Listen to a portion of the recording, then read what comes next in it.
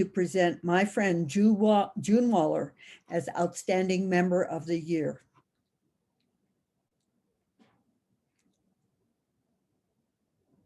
And I think now we go to June,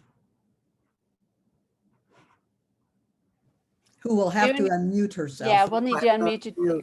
Listen, thank you so much. I really appreciate, more than ever, I appreciate the League of Women Voters. When I became a League member, I was more interested in the national. And Jean Jones, who was the member, longtime member, Jean introduced me to the League of Women Voters that I could learn more on how to participate locally. So I'm just very appreciative of the award. I hope everyone listened to what Linnea was saying. That we may not have to do it in a big vein, 10 people working with 10 people. It's just a means of getting something done. And I know everyone has at least 10 friends that will do, even if they do 2 or 3, it's better than doing nothing.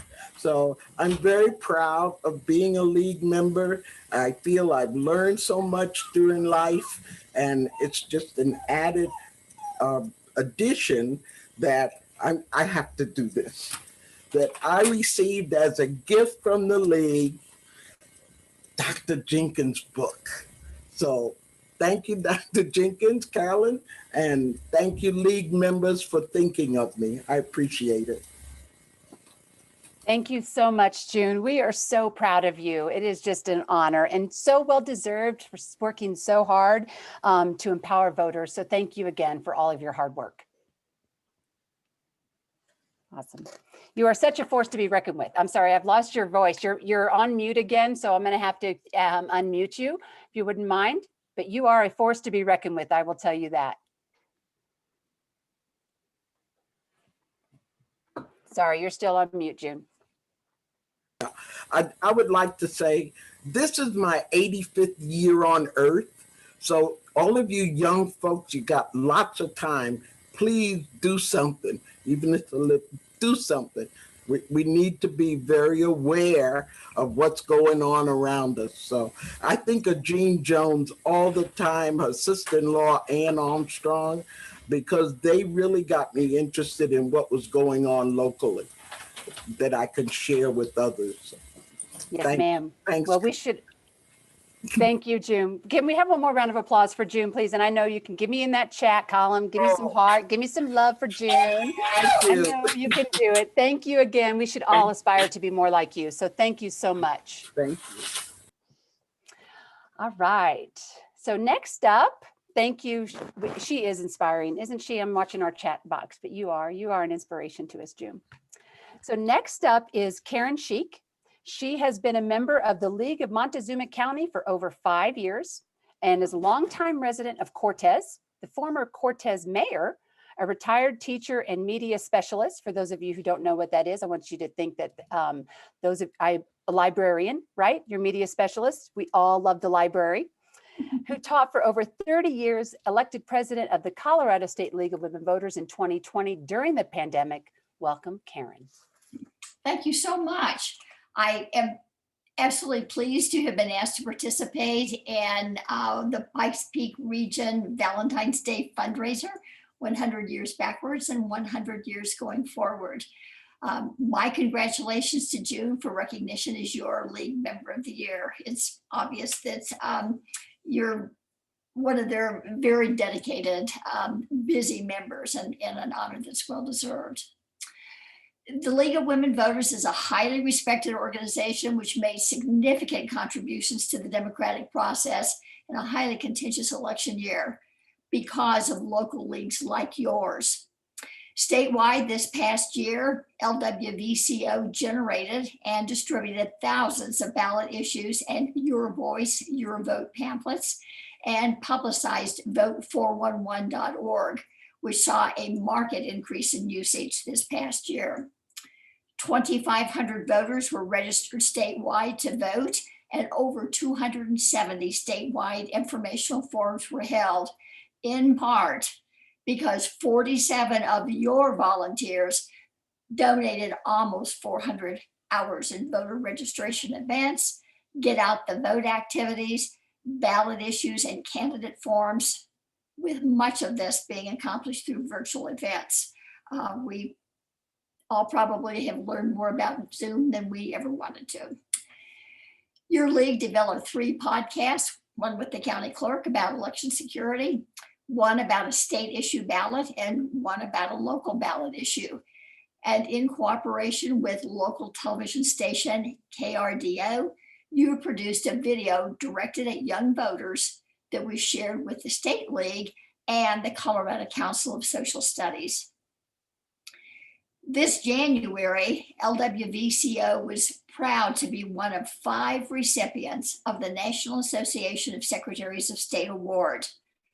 Though I accepted the award on behalf of the State League, I must tell you that that award was the result of the hard work of so many dedicated local league members like yours, who did not let a worldwide pandemic prevent them from registering, educating, and getting out voters, making this one of the largest voter turnouts in our nation's history.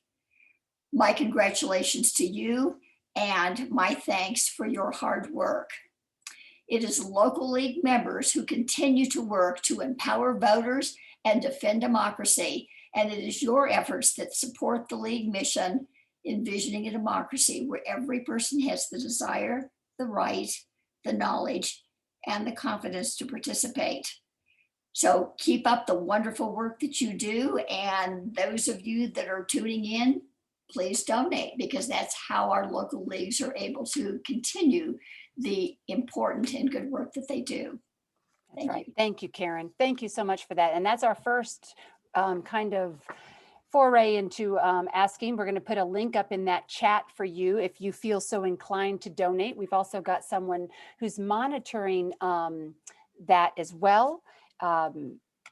So just know that, again, there were over, I think you mentioned 47 volunteers, Karen. I know I'm awful at my paperwork. I know Brenda, the person who collects that information for us, says I'm really bad at collecting my hours. So I know we had well over that 400 hours. And just know that your donation helps our local Pikes Peak region to continue to get out that vote, because we got another election right around the corner that we're going to be talking about.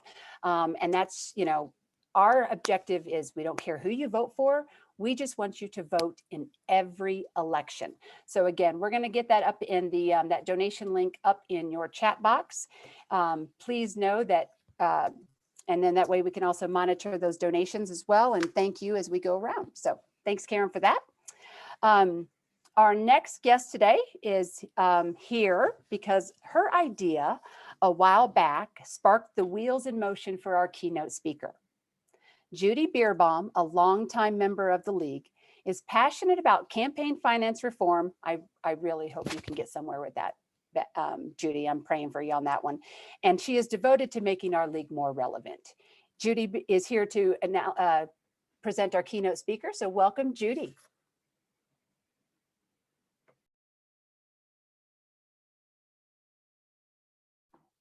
Should be unmuted, correct?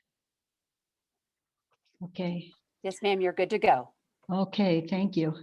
Thank you for giving me the privilege of introducing today's speaker, who is not only an accomplished writer, educational reformer, and activist for civil rights and social justice, but also a highly skilled change agent who continues to promote both internal and external changes to those conditions that prevent people who are part of our disadvantaged population from actively participating in the political process.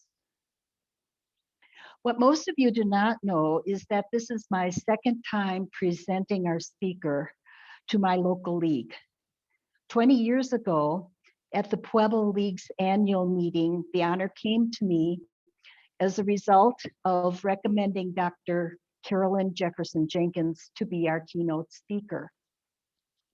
At that time, I was shocked to learn that not one of the board members even recognized the name of their 15th and current National League president, or that she lived in Colorado Springs. More importantly, we were not even aware of the challenges she faced within League itself, due perhaps not so much to the color of her skin as to the lack of appreciation for the content of her character. Character is often defined as the ability to follow through on a promise long after the mood has left you. The Untold story honors the strong-spirited character of many women of color, as well as the not nearly enough others, such as our own Jerry Cummins, whose actions challenged League's practice of systematic exclusion for anyone who did not fit the League economic, political, ethnic, or social profile. The work also speaks to Carolyn's character and her ability to follow through on her own promise of providing an expanded understanding of League's past history. Carolyn not only has shown us that it is sometimes vital to rewrite history in order to evolve and thrive, but she also challenges each of us to begin immediately to write a more equitable narrative for ourselves as individuals and as well as collectively as a federation of members. One other thing you may not know about me is that my first league back in the early 1970s was in Fond du Lac, Wisconsin, the very same county that was the birthplace of suffragist and league founder Carrie Chapman Catt. Unfortunately, another name that most citizens today do not recognize.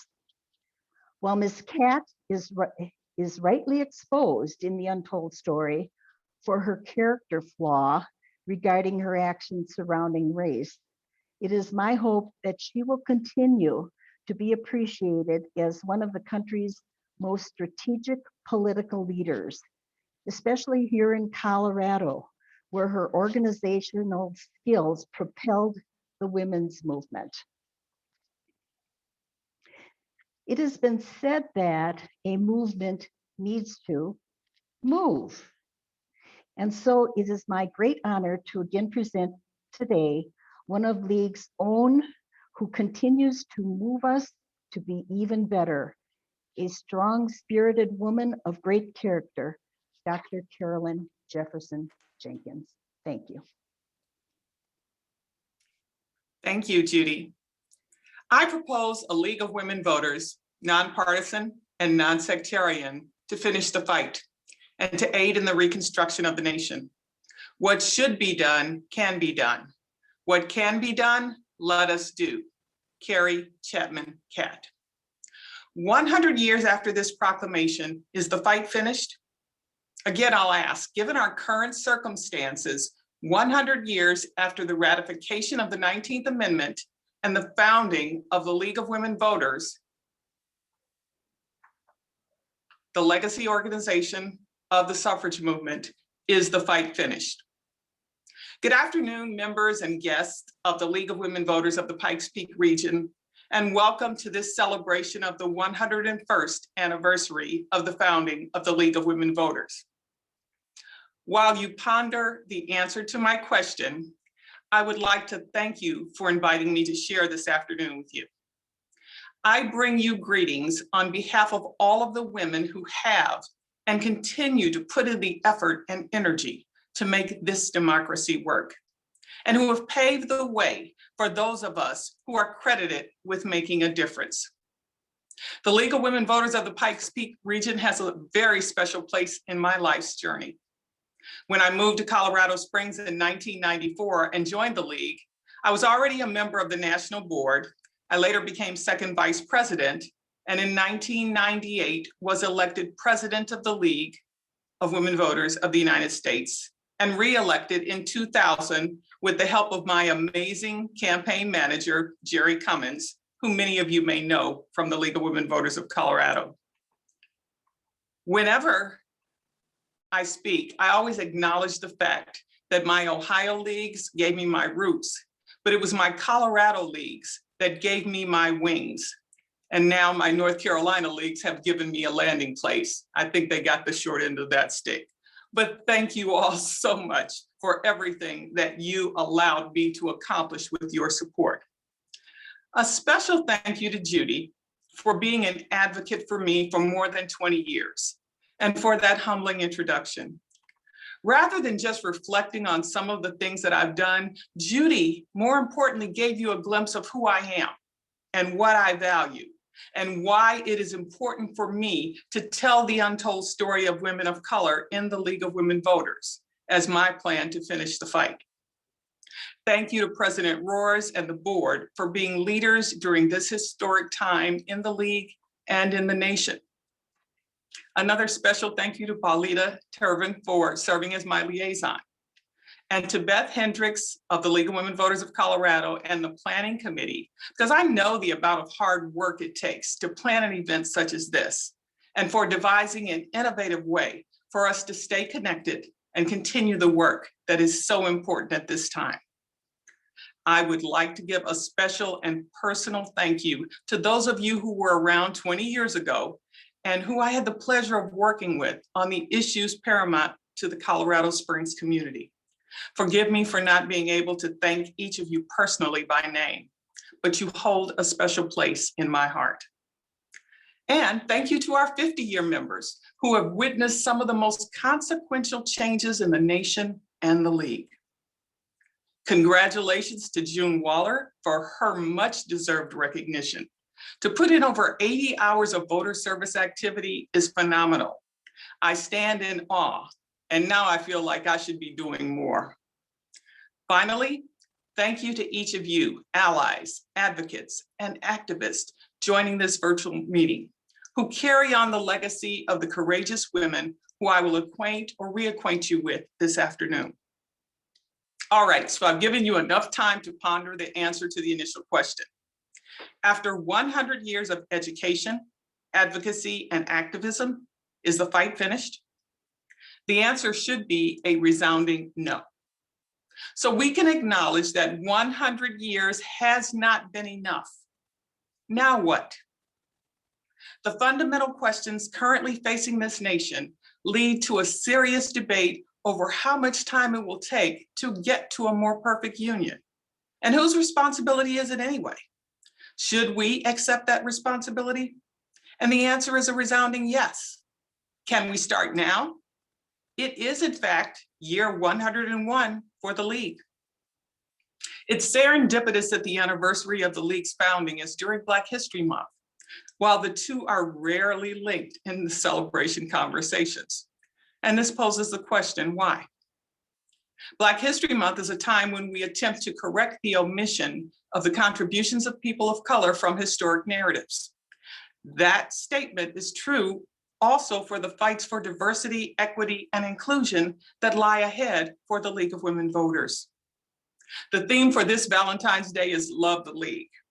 And I guarantee that this afternoon, my remarks will evoke the kind of unconditional love shown by taking the good with the bad that allows us to acknowledge our missteps and pledge to do better, just like in a family, and the kind of tough love necessary for growth.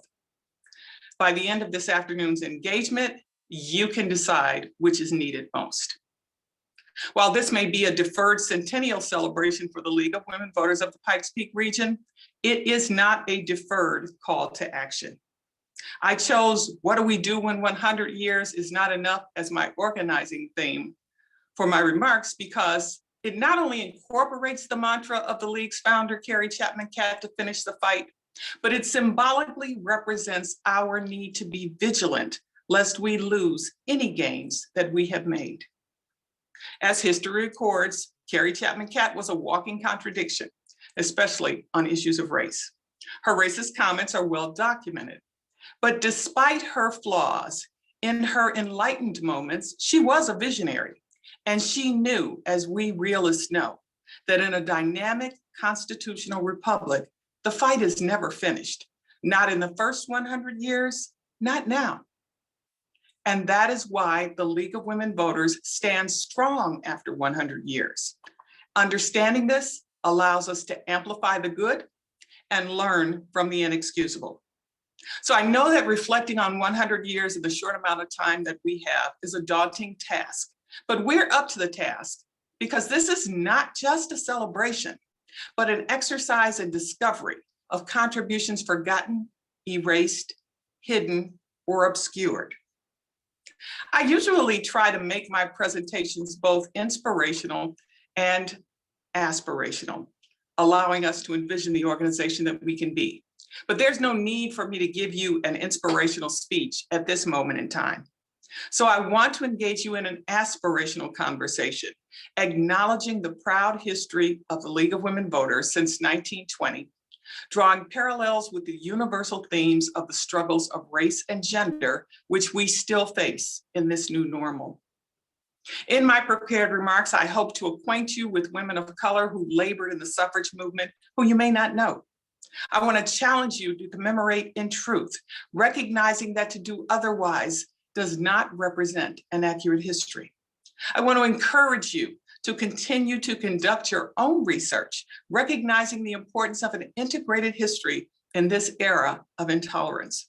And I want to motivate you to continue the work that needs to be done to carry on the legacy and move the conversation of the contributions of women of color from the footnotes to the mainstream narrative of history. To that end, the question and answers that will take place at the end of the presentation will allow us to focus not just on what I want you to know, but actually what you want to know. It is only fitting that we celebrate the 101st anniversary of the League with the election of a woman of color to the office of Vice President of the United States. That should be motivation enough to let us know that it may take 100 years to get somewhere, but we do get there. Here we are, 25 days since the beginning of a new administration, just concluding impeachment hearings, and we're reminded that our new normal presents us with the unforeseen opportunities to transform our thinking on how we value and celebrate each other. We turned out in the most recent election to make our voices heard.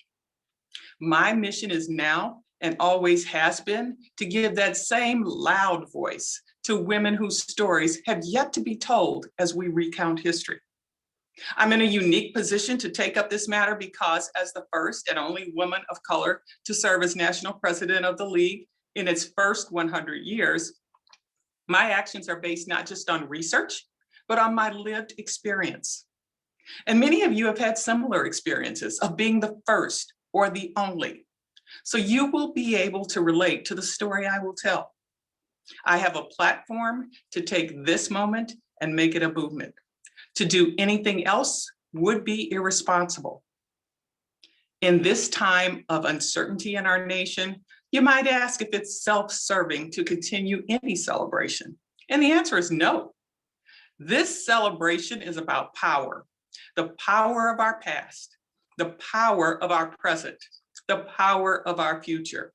How we use this power affects how we change.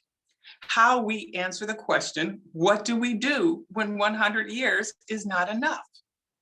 Remembering that women of color who were suffragists and later affiliated with the League of Women Voters had to endure the type of racism that is now being exposed. Continuously edited out of history, women of color were to receive their due in the 2020 centennial celebrations of the ratification of the 19th Amendment. The recognition of their attainments throughout the 100 years between 1920 and 2020 was to serve as a blueprint for the future of how historic narratives for women of color are to be recorded. But that did not happen on a consistent basis and was thwarted in some instances by the cancellation of many of the events that would have allowed for it. Instead, the history that many portrayed of the suffrage movement and its legacy organization was a romanticized, sanitized version of accomplishments and achievements, the things that we are most proud of, mentioning challenges only as they have impacted our work and to show how we overcame them. The centennial commemorations in many instances relied on bias as constructed, repeating a narrative and not questioning or pushing back. So I'm challenging you this afternoon to push back. Let's get started. As we celebrate 100 years, we must acknowledge that the League's unabridged history is complicated, messy, uncomfortable, and sometimes unbelievable on issues of race. But to be true to its principles, it is imperative that the League's history, as recounted in 2021 and beyond, acknowledges this inequity. The narrative that has been omitted about the League's struggle with its relationship with its members of color gives context to this current historic moment. The conversations on race are always uncomfortable, but being uncomfortable forces movement. We are engaged in more than just an intellectual exercise. This is about real people and real thoughts. We want our heroes to be perfect, and that's only human nature. But history reminds us that they are just people. We must acknowledge that the history of the suffrage movement and its legacy organization, the League of Women Voters, is a paradox. It's a story of strategic choices and recurrent themes. It's a story of constant tension between principle and practicality. And it is in the spirit of this history that I offer my remarks to share with you a celebration of women who persevered despite being discouraged. Women who have previously been relegated to the footnotes of history, but who from this day forward will receive their due. Adding the story of these women does not take away from anyone else's story. It is important to acknowledge that people of color face unique challenges in the United States, and that women of color faced unique challenges in the suffrage movement and the League of Women Voters. Think about what it was like for these women, what it was like for me as the first, feeling a part of something bigger than yourself, fighting the good fight. In moments like this, people get excited about what has been accomplished, forgetting to acknowledge that the accomplishment may not mean the same thing for all. At a time like this, how do we celebrate an imperfect history that has brought us to this point? We do so by ensuring that in the next 100 years, we acknowledge the past, we learn from it, and we use it as a foundation to do better. Celebrating the things that need to be celebrated, the power of resistance and resilience and renewal, and changing the things that must be changed. Celebrations and anniversaries are about telling and remembering stories. Stories are used to inspire us, inform us, and affirm us. Stories make a life once lived real. We have to take care of our stories or they disappear. Untold stories leave us with a gap that sometimes makes us repeat the parts of history from which we should have learned. My research is represented in the untold story of women of color in the League of Women Voters is the untold story of universal themes that transcend race and gender and any moment in history. It is the story of courageous women who would not accept no for an answer. The story of brave women who would not be relegated to second-class citizenship in the suffrage movement or the nation. It should challenge you to consider how women of color's voices have been marginalized and how acknowledging and celebrating their passion and purpose and perseverance will have a positive influence on the future of the League. I have to admit that unfortunately, this story is not a history that I learned in school because women were often not represented in textbooks and women of color were totally invisible. As a result, telling this story is personal to me. I got to know these women that I studied, not just what they did, but what they thought and how they felt, the challenges they faced, the triumphs they constructed. Throughout this journey, not only did I learn about them, but I learned about myself and about the League of Women Voters and what I needed to do to make sure that their story, my story, was not lost to history. I learned that we need to insist that our story is told and how the story is told when there are competing narratives. I recognize that whatever I accomplished in the League of Women Voters was because of the efforts of those women who came before me, both Black and white, who challenged the League to be true to its principles. I've been the beneficiary of so much that I feel I have a responsibility to push the League's thinking and ignite further action to preserve and celebrate the totality of the League's heritage. As you may have discerned by now, I am unapologetic about raising the uncomfortable conversations that my research dictates. With all the fights before us that we still have to finish, the challenges of overcoming history can feel overwhelming. So for just this one day, I'm limiting my request to you. I've decided to challenge you to finish one of our most important fights, a fight that can be finished as we move into the next 100 years. The fight to give women of color the recognition that they deserve in the League history.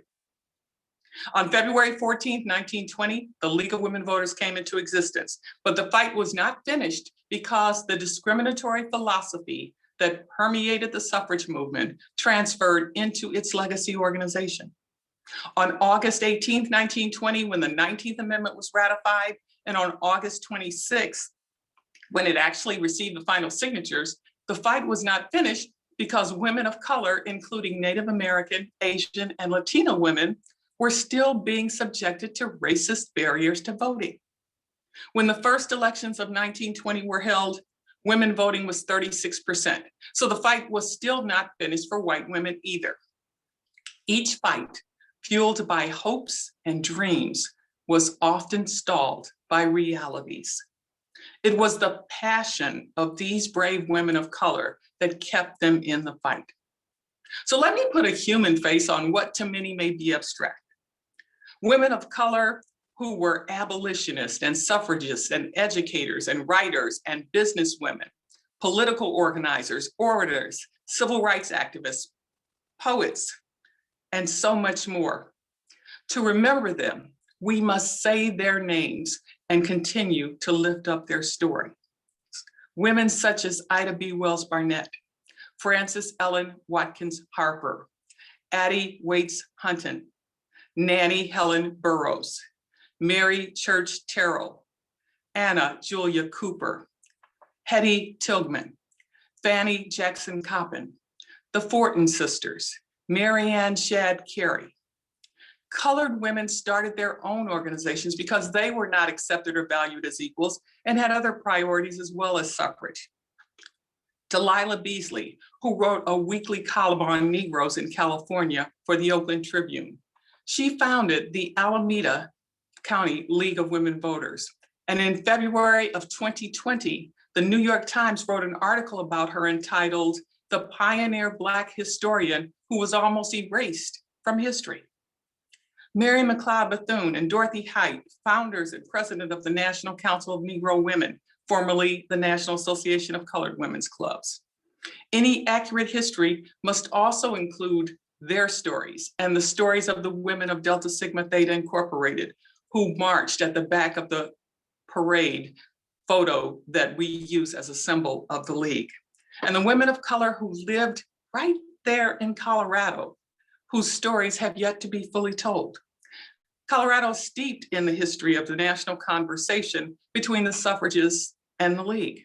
And thanks to the efforts of the Colorado Centennial Commission, the Black America West Museum, the Center for Colorado Women's History, and the research of the professors at the University of Colorado, the University of Denver, Colorado State University, and also the National Park Service, these women are now starting to emerge into public view. So you should be able to add your own names to the rolls. As we all know, the League of Women Voters was born from the struggle for the right to vote for women. And I'm here this afternoon to remind you that women of color were there too, from the beginning. But for them, the ratification of the 19th Amendment was not the universal celebration it was reported to be. The fight was not finished with the ratification of the 19th Amendment because then women had to make voting a habit.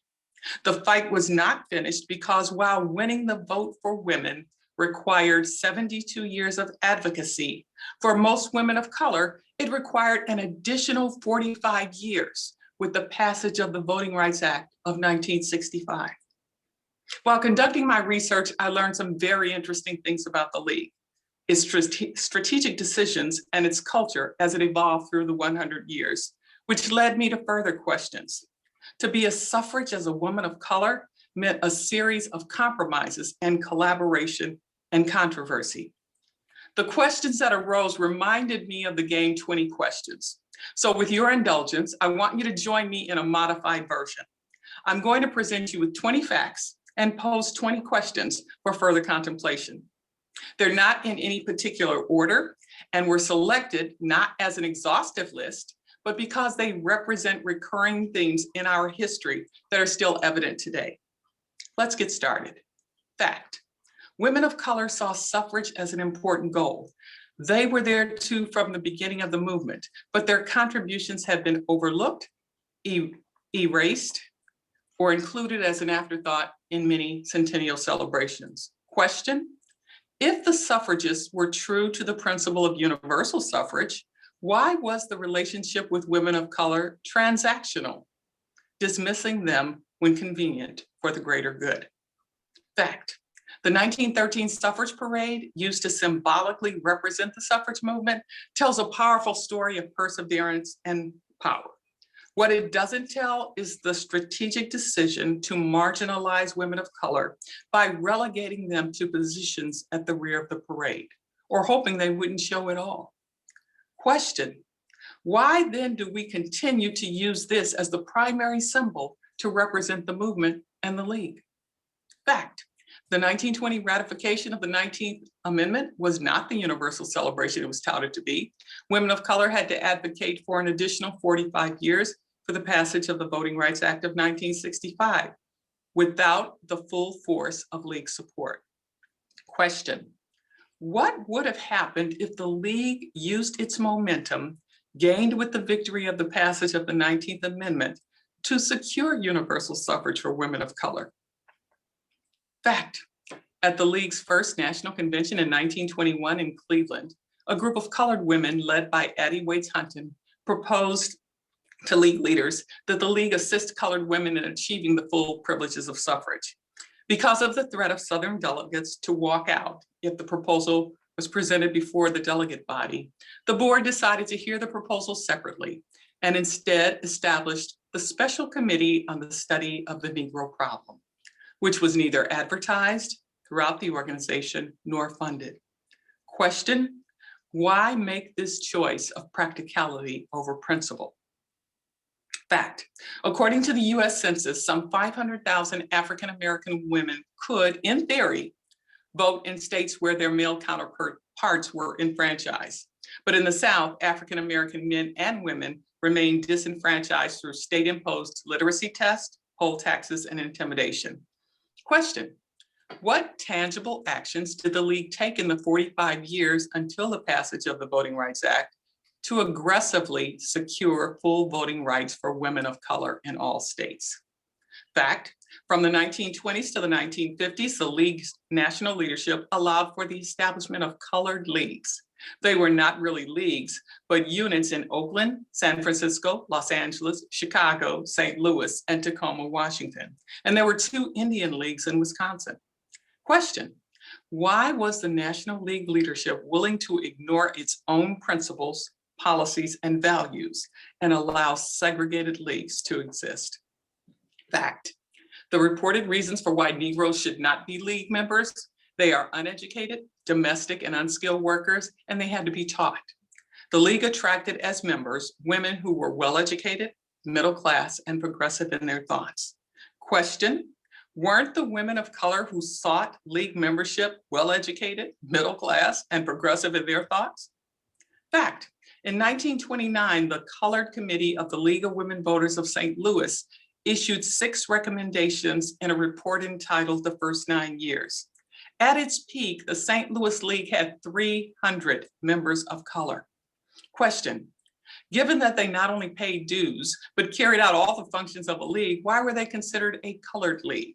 And while they could send representatives to convention, why couldn't they serve as delegates? Fact, in 1946, convention delegates adopted a policy to not schedule league meetings at hotels that discriminated against colored delegates. Question, why was it that well into the 1960s, league meetings were still being held at such hotels? Fact, a 1954 conference of Southern presidents was held in Atlanta, Georgia, in response to the US Supreme Court decision of Brown versus the Board of Education to discuss with league state presidents issues of segregation and integration and the league's position on such issues. Question, why did the national leadership not have a position on segregation and leave the decision to state and local leagues to make about how to address the issue? Fact, in 1956, Eleanor Roosevelt called the league out on its hypocrisy in a New York Times editorial. And Eleanor Roosevelt was the former vice president of legislative affairs for the league, former president of the League of Women Voters of New York, and former first lady. She questioned why the league had such an active agenda globally through the Overseas Education Fund, yet would not take the lead on any domestic issues related to race. Question, why did the league find it easier to address inequities on the global front instead of here at home? Fact, based on available data, league membership of African Americans has never exceeded 5%. Images remained all white until the late 1960s. Question, why? Fact, in its October 1966 edition, Ebony magazine, the premier magazine spotlighting achievements of African Americans, wrote a 6-page article on the league. It interviewed 20 women of color from 15 states across the nation who were active league members. Yet the league, whenever it received requests, responded that no such data was formally collected. Question, why didn't the league leverage the visibility from this opportunity to increase outreach to members of color?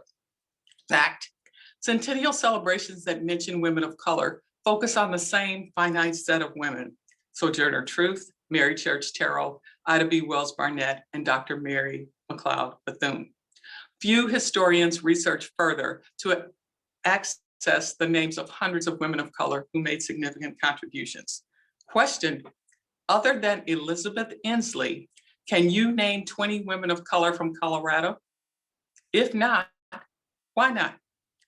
Fact, out of the more than 480 leaguers who have served on the national board over its 100-year history, there have only been 18 Black national board members, and between 2010 and 2016, there were none. Question, why hasn't the importance of having women of color's voices at the table been a priority for the league? Fact, in 1970, a League Black Caucus met and made recommendations at the 50th anniversary. At their insistence, for the first time, demographic data on race was collected. Question, why weren't recommendations acted upon and sustained as part of the organizational structure? Fact, the league has conducted independent self-studies every decade from 1929 to 2018. Each one says the same thing about league membership composition. Each mentions the lack of diversity as a problem for the organization and recommends more outreach. Question, as an insightful organization, why was the league content to be known as a white woman's organization? Fact, the League of Women Voters has systematically marginalized the contributions of women of color during its first 100 years through its strategic choices. Question, when will we correct this egregious action? Fact, Carrie Chapman Catt proposed the League of Women Voters to finish the fight. And she said, what can be done should be done.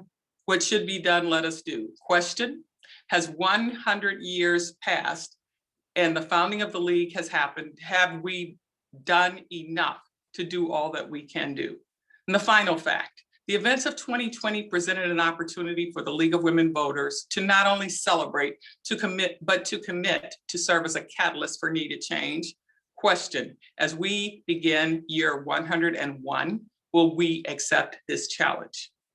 I pose questions because I don't have all the answers. These questions give us a glimpse of who we have been. My question to you is, who do we want to be? After decades and generations, how do we change the narrative of memory? Why do we still need to acknowledge that 100 years has not been enough? If we love the League, Black History Month and the League's anniversary month is the perfect time to begin to commit to correct the egregious oversight of history and move forward. The current national conversations on race bring to the fore the League's internal struggles with its relationship with its members of color and the broader societal issue of race. Current events underscore the importance of valuing all people.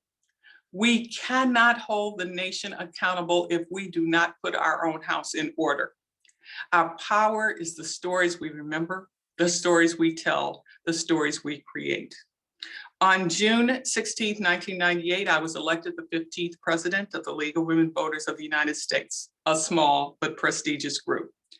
I knew then that I stood on the shoulders of the women of color who provided the foundation for me, especially the women in my life. At that moment, I thought about my mother, who we had buried the day before, and my grandmother, who at 95 lived to see her hope for the future realized. Neither could have imagined such an achievement in the segregated society in which they were raised. They represent women who labored but never received recognition for their efforts to achieve equality and voting rights. This is what started my journey to discover the names and contributions of the other women upon whose shoulders I stand. Those women of color who, through their efforts, held the League of Women Voters accountable to its principles. It is because of these women that I felt obligated to tell their story, to elevate their contributions. So I come before you today, now that more than 20 years after my election as president, to bring forth the stories of the women upon whose shoulders I stand, understanding that there's power in the totality of the League story. How do we celebrate knowing that the history of the organization is flawed? Because celebrations are not just about the good, but lessons learned when we are not at our best. Not just the unconditional love, but the tough love as well. 1 year after the centennial celebrations, an election that saw a record number of women elected, the election of a woman of color as vice president, I am compelled to ask the question, what do we do when 100 years of resistance and resilience and renewal is not enough? Not enough to acknowledge the significant contributions of women of color to the advancement of rights for all women, not enough to achieve full equality for all, not enough to have mainstream narratives of history incorporate the contributions of women of color, not enough. I am constantly being cautioned that this topic might make people uncomfortable. And my response is that this won't be the first time a League discussion or action has made people uncomfortable. It occurs every decade. The notion of women having the right to vote made people uncomfortable, and it still does. So as we commemorate the first 100 years and look to the next, be prepared to be uncomfortable. That is the League way. Uncomfortable conversations are always complicated but necessary, and being uncomfortable forces movement. How can we stand up against voter suppression and gerrymandering and gender inequality and a host of other issues, but we won't face or fix ourselves? In these first few weeks of 2021, we have a renewed sense of hope as we continue to navigate through this new normal. We must have a renewed sense of commitment to how we honor and value each other. I am a believer in the power of our story, but the conversation is bigger than just one person, one day, one moment in time. So what do we do when 100 years is not enough? We give ourselves permission to celebrate a flawed history, knowing that we can create a new narrative. The actions that we take must be by design and not crisis. Hard choices are required. We must position ourselves to embrace the premise or risk being left to the sidelines of history. So we celebrate knowing that the fight was not finished in 1920 and the fight was not finished in 2020. 100 years was not enough. 2021 is a year that will test our resolve as individuals and as a nation, challenging the progress we have made and daring us to do something about it. We must accept that dare by acknowledging our past as a prelude to our future, by telling the truth and using lessons learned to do better, by moving forward, by imagining the unimaginable, by reclaiming the power in our complete story, by recapturing the power of this moment, by finishing the fight. The League of Women Voters, my organization of choice, marginalized the contributions of women of color in its first 100 years. Telling their story now obliges the organization to take a candid look at itself and do better. Disclosing the story of women of color and affirming their unique challenges allows us to reimagine the future. Facilitating inclusion, which is not tied to a specific moment in time, but is a part of the organization's fabric that cannot be frayed.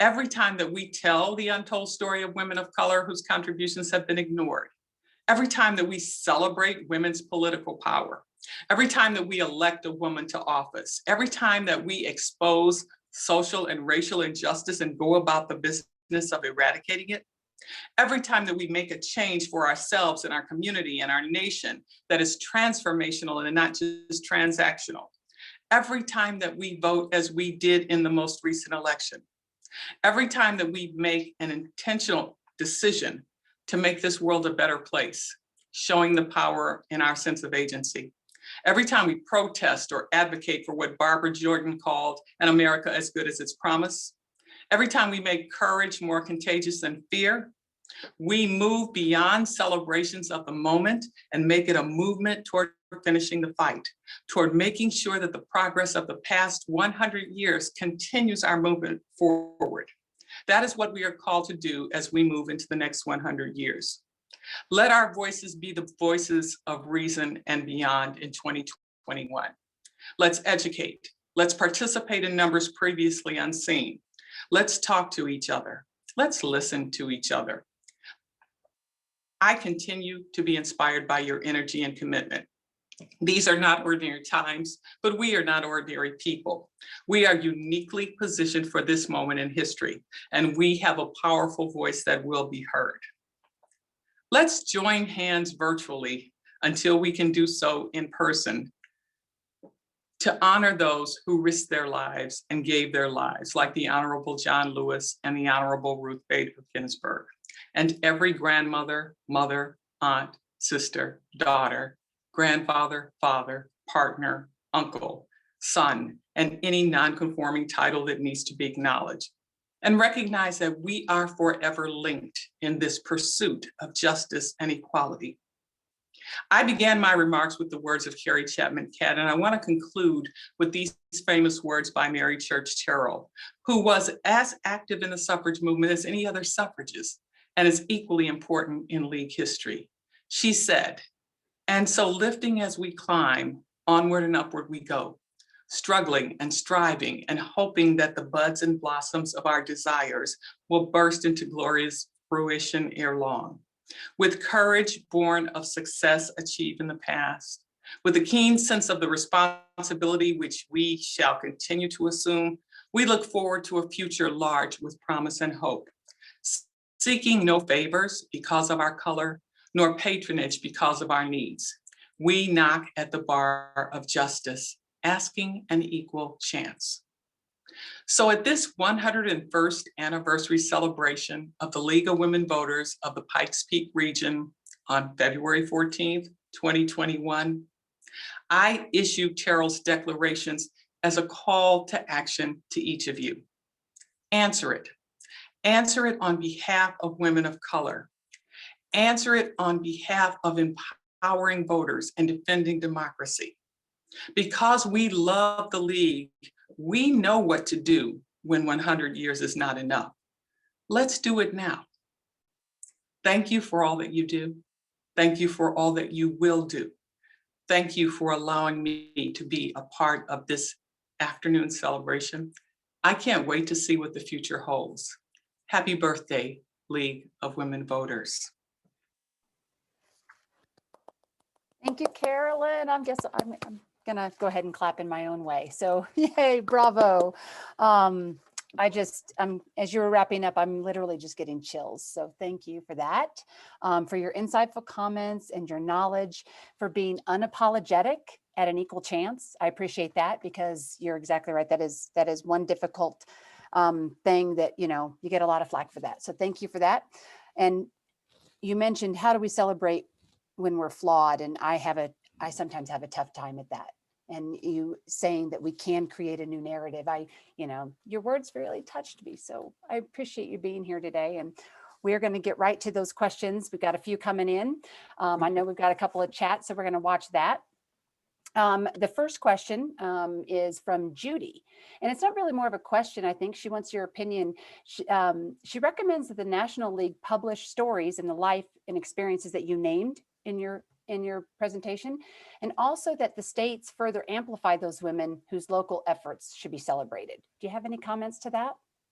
I do. It's interesting. As I began my research, I quickly realized that it would take volumes in order to capture the story of women, these unknown women in each of the states. And that's why I encourage each state to do their own research. I always liken it to, we need an Encyclopedia Britannica kind of stuff of 50 states volumes.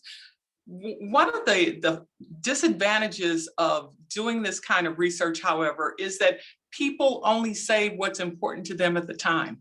So there are all kinds of gaps in the history. I did propose at the time that I was doing my research to the National League that we do a couple of things, that we have an archive. We don't have an archivist or a historian, but we need an archivist and a historian to go through and look through the files and find these stories that are there and stories that I may have missed because there is no way that I touched everybody's story. And the second thing that I found interesting is we have copies of every speech that was given in the past 100 years at plenary and every speech that each president gave. And each of those, if you look at those speeches collectively, they tell a unique story about the organization and its evolution. And we need to make a coffee table book out of those kinds of things. So there are a couple of projects that I've proposed that will require, of course, funding, but I am challenging each state to make sure in their state archives and their university professors who have an interest in women's studies and Black history to go ahead and start looking into these stories, because if we don't preserve them, as I said earlier, we lose them. And one of my fears about the 100th anniversary celebration of the League is that my story would be lost. And so writing that book was my way of contributing to the fact that we can't lose the stories of these women, but there are hundreds of other women who I don't even know. I still don't know. People send me information all the time about names that I need to further research, and I enjoy that. But it's going to take all of us to pull together that kind of information. Yes, ma'am. All right. So I've got a couple more. I'm sorry. We just put in the chat about your book. Obviously, we bought lots of copies, had you autograph them for us in advance. So that's kind of a little special treat for us. You can't get these on Amazon because they're not autographed. So if you want a copy of her book, there's a link in our chat if you would go to that. Our next question is from Linda. And from a perspective of honoring our history, Wikipedia is a large platform, but there is very little League of Women Voter history in Wikipedia. In fact, there's not even a Wikipedia entry for you, Dr. Carolyn Jefferson-Jenkins. That seems like a miss. Should we try to make an effort to bring Wikipedia up to date for LWV history, including the women of color who have made contributions? Thanks, Linda, for that question. And Linda, the answer is yes.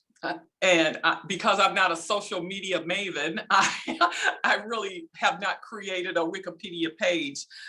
It's interesting that we have begun to rely so much on that kind of information, yet there is no one person responsible for making sure that that information is there or that it's accurate. And so it's left to each individual person to create their own page and put their own information in, or to correct the information that somebody else has put in there. I think that it's important, and the new leadership of the League is more adept at using social media than I ever was. I often tell the story that when I became League president, we had to have a fax machine. And so I had to pull the League kicking and screaming into the 21st century to use computers, which actually was driven a lot by 9/11 because we had to change the way that we lobbied. But I agree, Linda. It's a great comment. Yes, I need to do a better job with social media for myself, but and the league needs to do a better job with social media. They've changed the website now so that all leagues are connected in a way that they weren't before. So progress is being made. We just need to make sure that we keep moving forward. Thank you for that. Thank you for your questions. Keep those coming. We got a couple more here. Judith is asking, in terms of power of story, how do we address the lack of the stories in our most generic school history books? Our students in Colorado are most often not even aware of the illegal imprisonment of Japanese Americans, most of whom were citizens in internment camp at Amachi. Should we be starting meetings with the acknowledgement for standing on the unceded land of the Utes, Cherokee, Apaches, and Lakotas? So Judith, I have two responses to that question, because that is actually a controversy that is going on right here in North Carolina with the social studies standards about what should be taught and how it should be taught. And the fact that there are still gaps in our history, and our history is still Eurocentric. The league education, my local league education committee has testified on several occasions before the State Board of Education, and that's a place to start. So what are the standards that are on the books for the State Department of Education, and then how can those standards be changed to make sure that we are not only inclusive, but that we incorporate the parts of history which we don't want to talk about? And we need to do that. The second level of that question for me is that we as individuals and groups have to make sure that that narrative is there.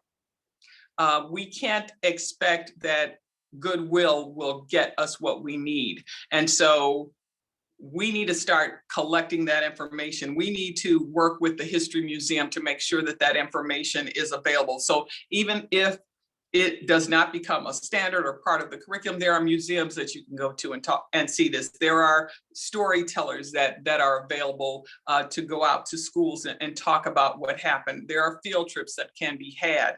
And we have to supplement what is being taught, because the history of the United States is always going to be one of controversy and one of a tension between the kind of tension between who gets recognized in that history and who does not.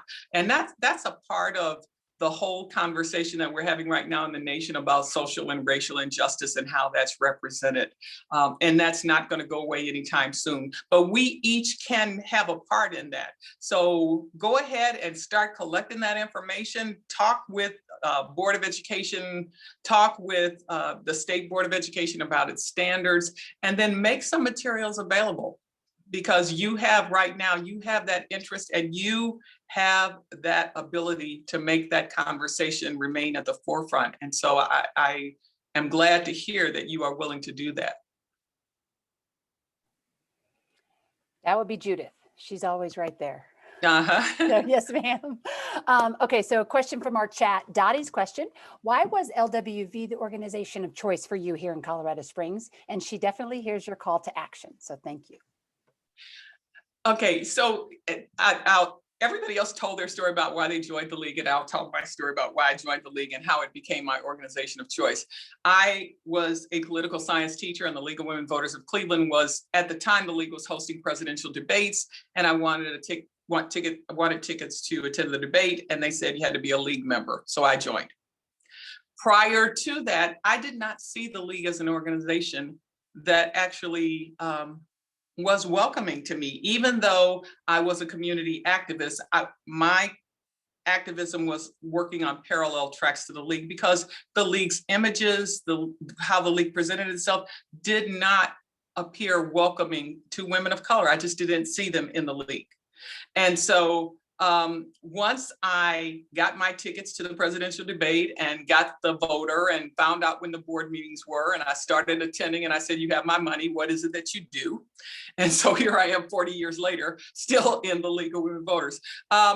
the League is my organization of choice because the League not only does informational and educational kinds of things, but the League provides access to key decision makers. The League provides access to resources and materials that can help inform decisions that can help make change.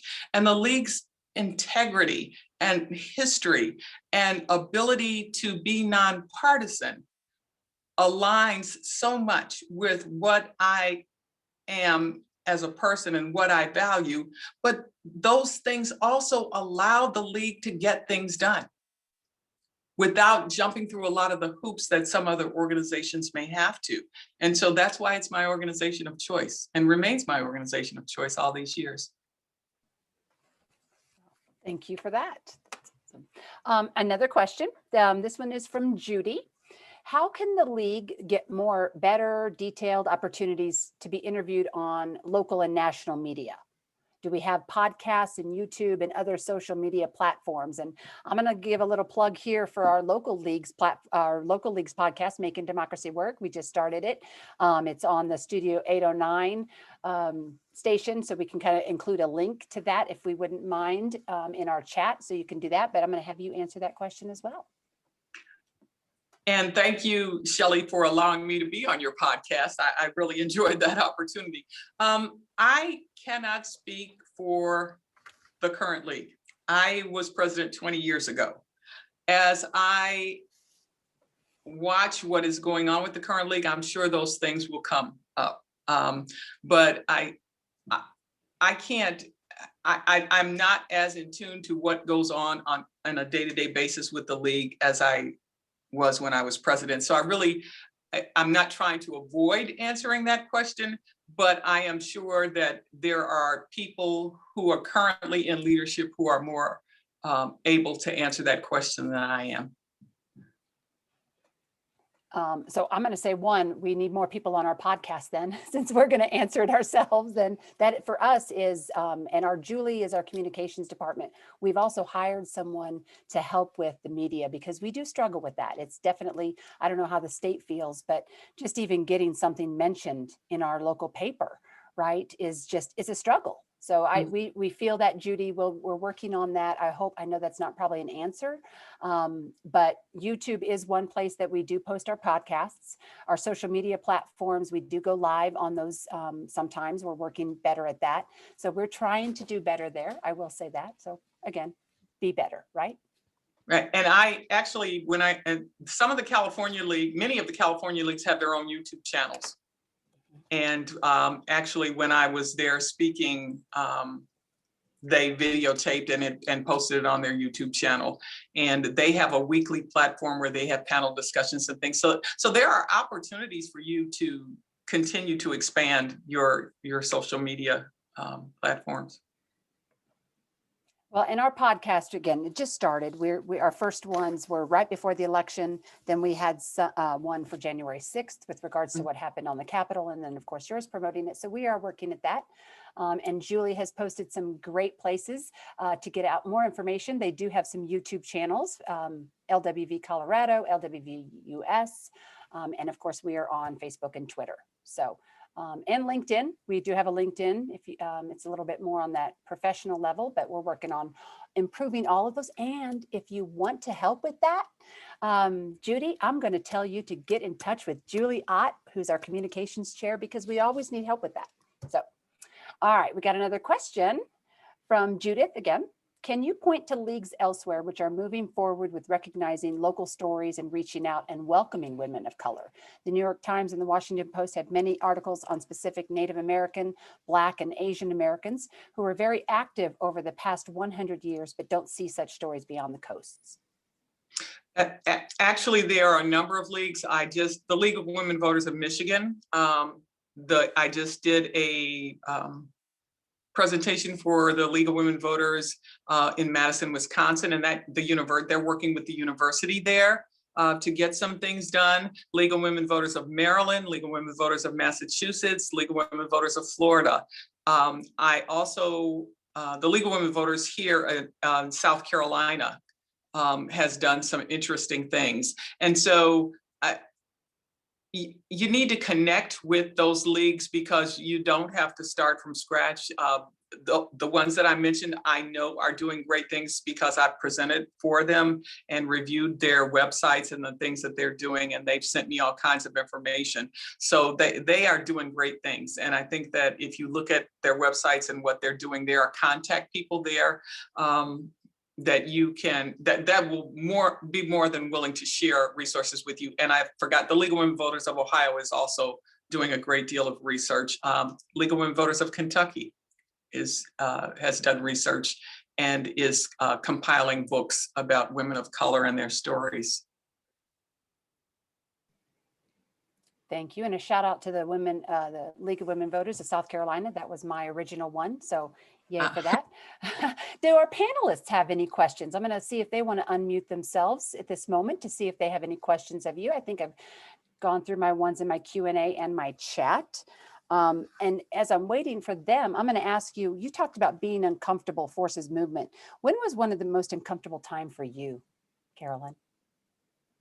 I read your book, and for me, it would have been when they took your picture down, the one that you had that was all bright and colorful, and then they changed it. That would have been a very uncomfortable time.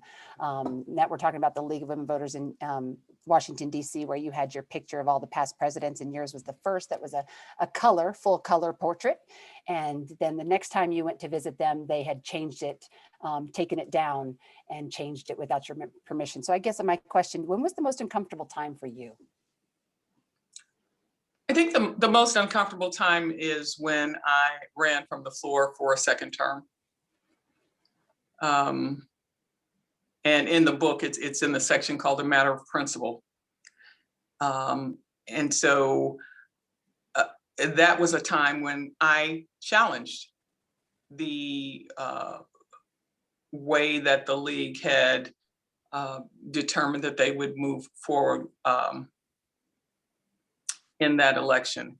And so I am basically a private person and don't really get into a lot of what I call the chatter and the noise. I stay away from that.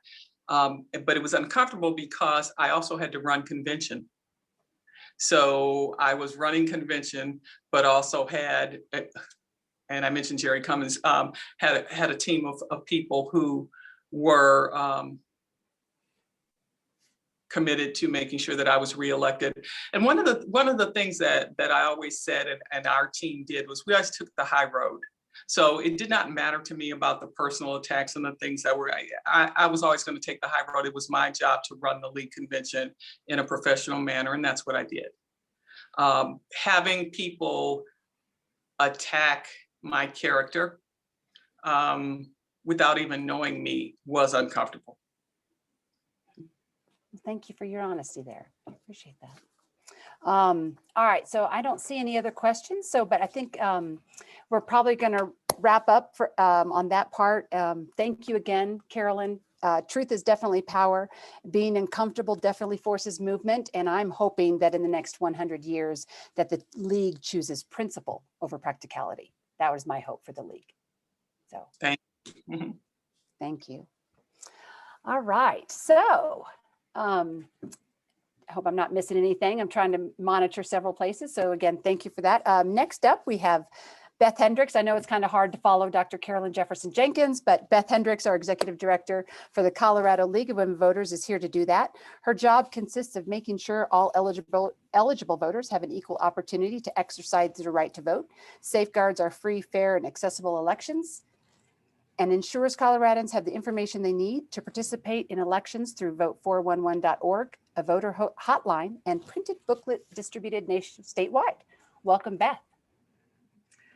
Thanks, Shelley. I'm hoping that before I start, maybe you can discuss how people can access Dr. Jefferson-Jenkins' book through your website. There seems to be a little bit of confusion. So I'm hoping that you can clarify. Yes, ma'am. So I think in there is a specific way to put down in your comment in the contribution that you want the book. So in the comment at this time, if you do a $50 contribution, in that comment section, we want you to put down want the book. And then that should also access some additional information for us to contact those people who do want the book, because then we'll just mail it to you. Hope that clears that up. Great, thank you for that. And you're absolutely right that it's difficult to follow Dr. Jefferson-Jenkins and that wonderful presentation. I sure learned a lot, and I thank you for that. I'm also re-inspired to answer your call and that of Mary Church Terrell, and to work to make the League of Colorado be known by our partners and the general public as an organization that makes democracy work for all. So now it's time to look forward. And 2021 has already been a year like no other. I thought it would be difficult to top 2020, but so far 2021 is doing it. The LWVCO Board of Directors has voted to add the following priorities based on member interest and current events and environment: promotion of civil discourse, promotion of civics education, promotion of news literacy, bias awareness, and the protection of local journalism. Our Legislative Action Committee will be following legislation on alternative voting methods, multilingual ballots, inequities in healthcare, affordable housing, and any other bills that come up that affect how our democracy works, especially when it comes to Coloradans who are most vulnerable and whose voices may need amplification. And of course, we'll be monitoring our new redistricting process in Colorado, which has already been complicated by census delays, but we'll get her done. At the federal level, we'll be promoting HR 1, the For the People Act, including the John Lewis Voting Rights Advancement Act, and Statehood for DC. And we'll continue to advocate for the Equal Rights Amendment, first authored and introduced to Congress by Alice Paul in 1924. So please check our website at lwvcolorado.org to learn more about upcoming education on these topics, including a webinar with Representative Chris Kennedy on his legislation to allow ranked choice voting in Colorado, as well as education on other alternative voting methods by Marcus Ogren this Tuesday at 5:30 p.m. Our redistricting observer corps training will be February 22nd at 5:30 p.m. We have a two-part workshop with Dr. Martine Carcassonne of CSU's Center for Public Deliberation on February 24th and March 3rd at 6 p.m. called Beyond Polarization, Building Community Capacity for the Conversations Our Democracy Needs. We have a webinar on upcoming news literacy legislation in Colorado with Representatives Cutter and McLaughlin, and also representatives from the League of Women Voters of Larimer County, who have been looking at this issue of news literacy for quite some time. That one will occur on the 23rd of February at 5:30 p.m. We have a telepresser webinar promoting HR 1 on March 2nd at 5 p.m. So these are just some of the events of the Colorado leagues, and our 19 leagues around the state have plenty of regional events as well, many of which are listed on the state league's website. So I encourage you to get involved in making our fragile democracy work. Thank you again to Dr. Jefferson-Jenkins for your inspiration, and to the League of Women Voters of Pikes Peak Region for this valuable presentation. To all attendees, happy 101st birthday to the League. Congratulations to June Waller on a well-deserved award. And may we all work together to fulfill the promise of democracy. Thank you. Thank you, Beth. And let's say that again. Happy 101st birthday to the League. That's right. Thank you to all of our guests today, Dr. Carolyn Jefferson-Jenkins, Karen Sheik, Linnea Davey, June Waller, Judy Bierbaum, and a huge shout out And thanks to all of you who have attended and donated. There's one more thing that we kind of want to wrap up. If you've noticed this mural behind me, this is my background. Some of you may never have seen it before. It's something special that we're going to kind of talk about in our last fundraising ask as we wrap up. But I also wanted to say thank you to all those behind the scenes that made today happen. The Love the League committee, you know who you are. Our technology guru, Beth, who's making sure that things run smoothly today. Our admin team that includes Judith Rice-Jones, Brenda Mensink, Marcy Morrison, Paulita Turvin, and Shelley Roars. And all of our members for participating today. Congratulations again to June Waller for our wonderful award. We have a lot going on, and we hope you put your time and talents to helping make democracy work with the Pikes Peak Region League. So get out your calendars. We have some upcoming events to tell you about. You can also go to lwvppr.org, you click on our event calendar and find out more of the information that we're going to tell you about here today. But the last thing that we're going to wrap up with is our special events. And the mural wallscape that we've been working on. Some of you were here last year for our big celebration at the Pioneers Museum. We announced the mural event. We basically had a big kickoff, then the pandemic hit. And then everything came to a screeching halt. But we have been working diligently, and I think Beth is going to be possibly sharing her screen to show you just a little snippet of what the team has been doing. And I say team, this is a different jury team. That is just a little part of the mural. This is going to go on the largest parking structure in downtown Colorado Springs, on the Bijou parking structure. But that right there is just one half of it. You can see we have a little bit of a mistake right there. We did include Frances Ellen Watkins, but we have to add her last name of married name of Harper.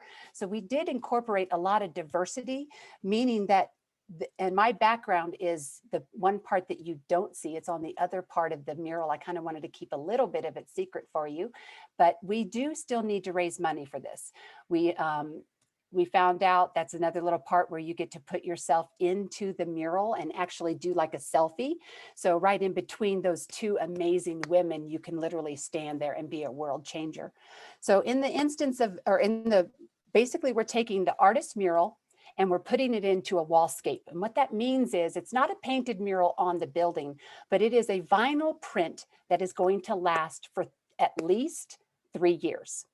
3 years, this is going to be up on a building, just blaring at everyone that shows, yeah, white women, look behind me, white women have had that right to vote for 100 years, but these other women have not. So what we want to do is to say, we have got a long way to go. This mural is not just 100 years in celebrating white women's right to vote. It's to celebrate all of us the next 100 years, because we do have a whole lot of work to do. So that is my ask for the mural. I'd like us to include a specific donation link in our chat for that mural as well. And other upcoming events, we've got city council candidate forums that are going to be in partnership with the Citizens Project. Those are coming up in March, so stay tuned for more information on that. Again, you're going to go to lwvppr.org for all of this. City council ballots are going to be mailed. They're mailed to the general public on March 12th. Military people, you know, we live in a big military town. They're going to get those a little earlier. So most of us will be getting them mailed on March 12th. Vote411.org, that candidate information, that is really where a lot of us go. It's all nonpartisan. If your candidate didn't fill it out, it's not a fault of the League of Women Voters, it's a fault of the candidate. So if that candidate's not there, you need to get on your candidate to fill in that information out. That's going to be in mid-March, so be on the lookout for that, right around the same times as your ballots. Last day, the city council election ballots can be returned April 6th, big day, April 6th. Annual meeting for the League of Women Voters of the Pikes Peak region is Saturday, April 24th. Again, all this is on our league or on our website. Admin team always meets the first Wednesday of every month at 12:30. And the voter services teams always meets the second Monday of every month at 4:30. So hopefully one of those things, you can find a place for your time and talents and help out our local league. So in closing, I know I ask a lot of questions. It's one of my autistic traits that my parents find very annoying. And we can't be afraid or intimidated to ask those difficult questions, like Carolyn said. Education and research are the keys towards understanding and minimizing the hateful interactions going forward, improving voter turnout, and trust in our elections. and not just in a presidential year. Saying it doesn't make it so, and this takes work. So please get involved, challenge the system, and make a change. Thank you again for your time today. Thank you for all of you for being here. I am honored to have this opportunity to speak with all of you and to be a part of your lives. Thank you, my fellow good agitators, for change. Happy birthday to the League. Until next time. Thank you, everyone.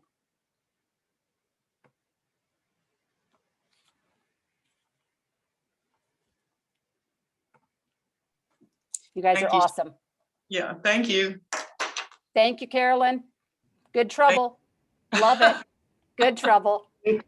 Amen to that. Great job. Awesome. Thank you guys for being here this afternoon. We appreciate every one of you. Thank you. Thank you.